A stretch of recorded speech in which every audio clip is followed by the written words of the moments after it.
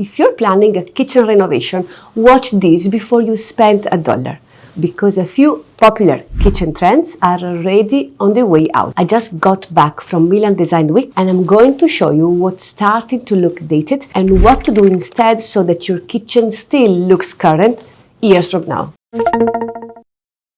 Hi, I'm Fedi. I'm a real estate investor, interior designer and property flipper. Every renovation decision comes down to three things: how it looks, what it costs, and what it's worth.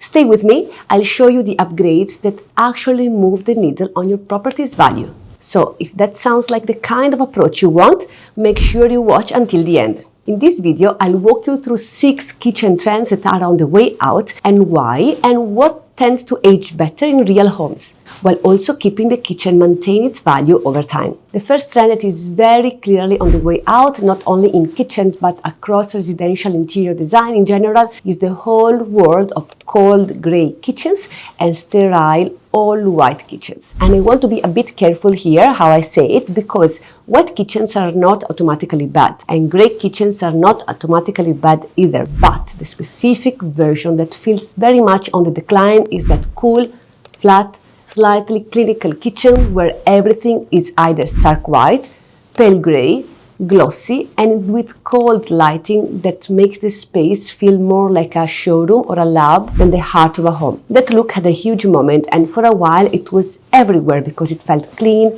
modern and safe.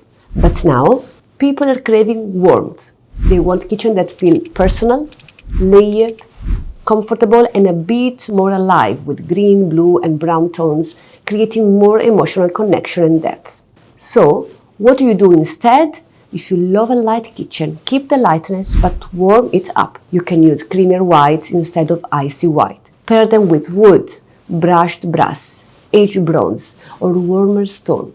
Bring in natural texture, even adding a softly veined surface, a warm oak detail, or a slightly deeper neutral on the island can completely change the mood of the space. The second trend fading out is open shelving and visually noisy kitchen. Exposed appliances, overly commercial looking stainless steel, and kitchens that leave everything on display are increasingly being seen as cluttered, less polished, and genuinely less desirable. Open shelving sounds lovely, it sounds stylish and a bit editorial, like one of those perfectly curated kitchens where every bowl is beautiful and every glass jar looks intentional. But in real life, open shelving asks a lot from you.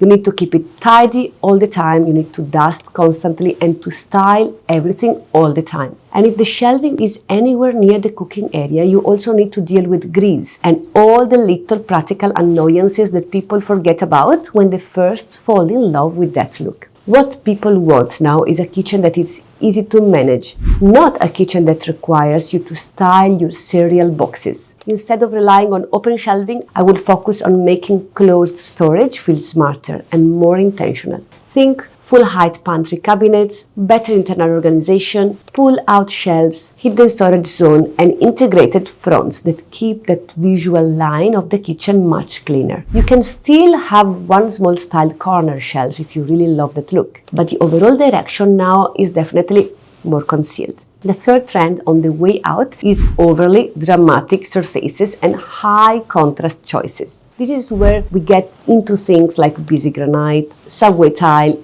embellished design and combination that can start to feel dated or even hurt value if they're handled badly. Not all stone is out, of course, but the heavily speckled, very busy, very traditional granite look that dominated so many kitchens for years is definitely not where the market is heading. It tends to compare with everything else in the room, and it often gives that kitchen a more dated feel compared to natural looking surfaces. So what do you do instead? Instead of busy granite, look at softer stone, quieter veining, honed finishes, warmer tones, or materials with a more natural depth that don't scream for attention. And if you're flipping or renovating a property, I've created some resources to help you through your upgrade. So check the link down below and grab your copy. And then there is black hardware on white cabinets. Again, black hardware is not illegal.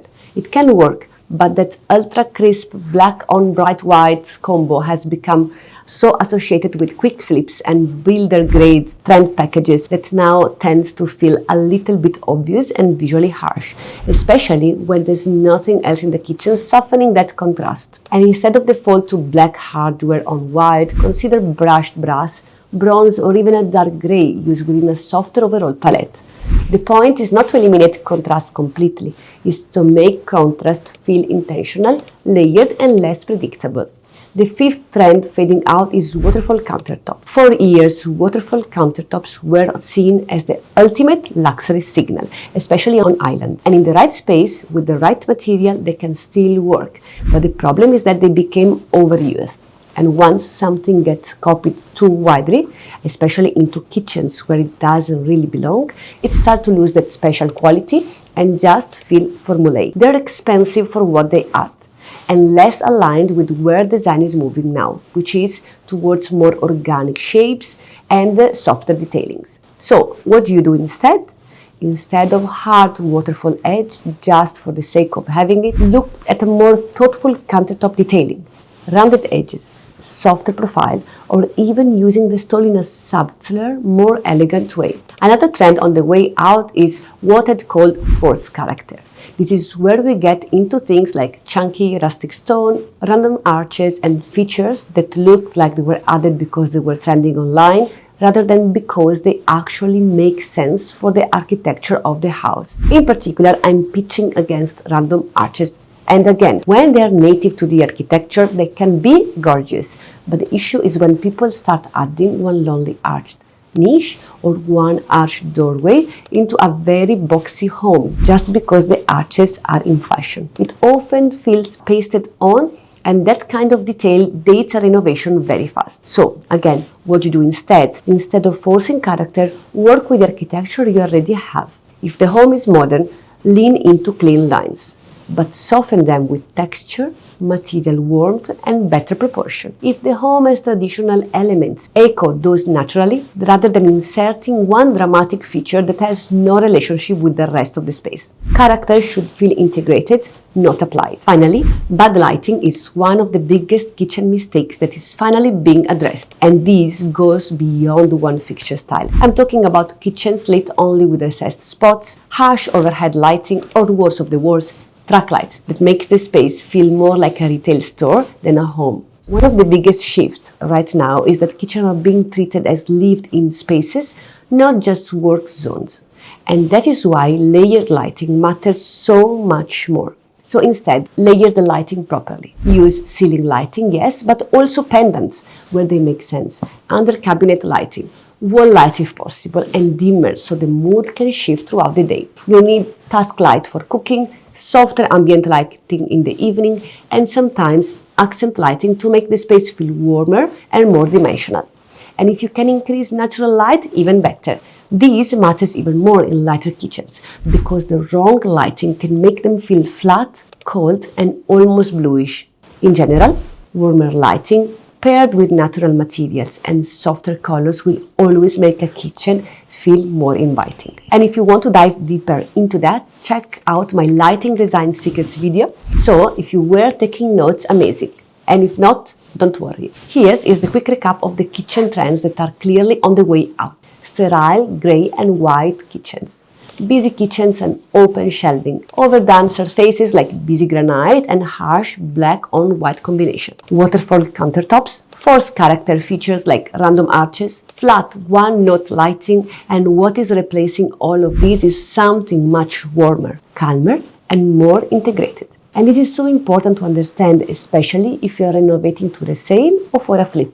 Knowing what's out is just as important as knowing what's in, because avoiding the wrong trend can protect the value of your property just as much as choosing the right one. The goal is not just to make a kitchen look better for now, but to make better choices from the start, so the whole renovation feels more cohesive, timeless, and ultimately more valuable. And in the next video, we're going to get into the exciting part because I'll take you with me through what I saw at Milan Design Week, and we'll talk in detail about the kitchen trends that are actually in right now. If this video helped, please like and subscribe, and tap on this video here if you want to understand how to increase value during a renovation.